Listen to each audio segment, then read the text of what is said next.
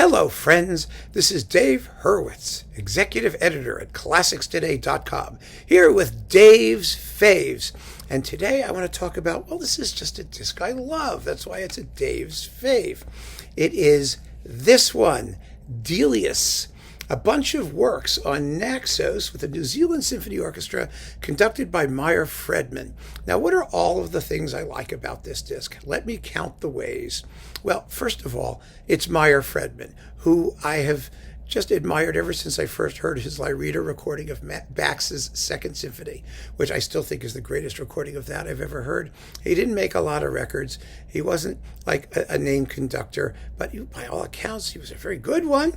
I mean, the recordings I've heard him do are wonderful. What does it say here? He studied at Dartington Hall in London, and he worked as an assistant to such conductors as Otto Klemper, Vittorio Gui, John Pritchard, and taking special lessons with Adrian Bolt before moving to Australia and doing stuff like that. So, he has a wonderful pedigree, and I think these are splendid performances. Also, I love the couplings.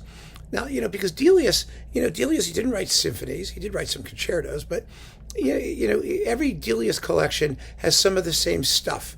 They're all very incestuous. And this one has three really major pieces that I think are wonderful, that I like to hear together because they're nicely contrasted. They are Paris, subtitled Nocturne, the Song of a Great City. This is a wonderful performance of Paris. And then we've got Brigg, Delius's most popular piece. And then Eventyr, one of his least familiar ones, subtitled Once Upon a Time. I like Eventyr because it is a big, hairy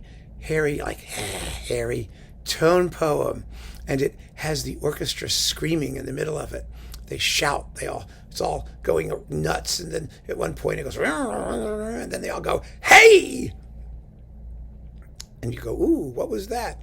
But aside from the hey, it's really just a wonderful, wonderful work.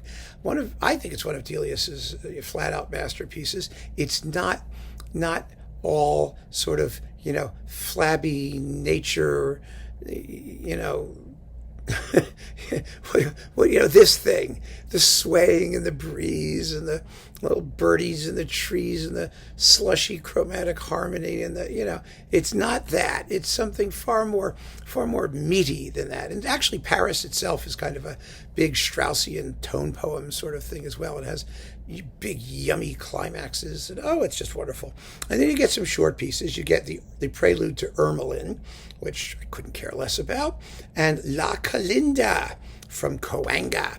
La Calinda was that piece that Delius stuffed everywhere he could.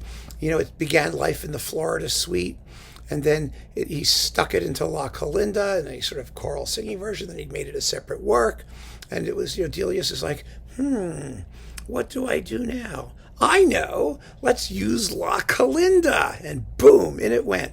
So anyway, now I know, Delius is an acquired taste.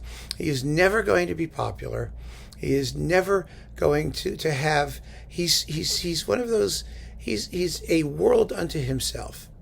He really is. He's a composer that but that, and that has its advantages and disadvantages. He had a very distinctive style. If we define, greatness in a composer in terms of having your own language and exploiting it with genius and accuracy and expressive point, Delius was a great composer. There's no question about that. But part of the problem with being so specific in what he was doing is that people tend to push him aside or pigeonhole him. These works, even Brigg, even the popular ones, they don't get played that often. And it's a shame because they are absolutely beautiful. You hear on hearing the first cuckoo in spring every 15 minutes, or one of those Summer Night on the River, something like that. And that makes you think that he is a really kind of droopy and vacuous composer with nothing much to say beyond wafting breezes and twittering birds, but it's not true.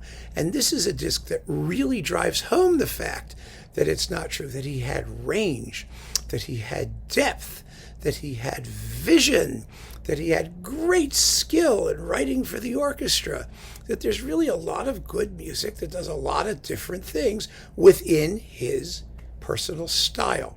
So that's one of the things I also enjoy about this disc. It's the contrast. So there are other performances of these works. There may be others that you would think are finer. Brigg Fair, Ormandy, okay. Barbaroli doing some of this stuff. I get it. I really do. I get it. Everyone's going to have their favorites, but I think as a coupling, and in terms of really, I think excellent conducting and very good playing from the New Zealand Symphony and very good recording from Naxos, it all just adds up to a wonderful portrait of the composer and a bunch of works that I never get tired of listening to and that have no dead spots. So, that's why it's one of my faves. Get your Delius. It's inexpensive. It's got everything going for it. It really does. It absolutely does. And it's just lovely, lovely music by a terribly underrated and, in my view, often misunderstood composer. So keep on listening, friends. Thank you for joining me. Take care.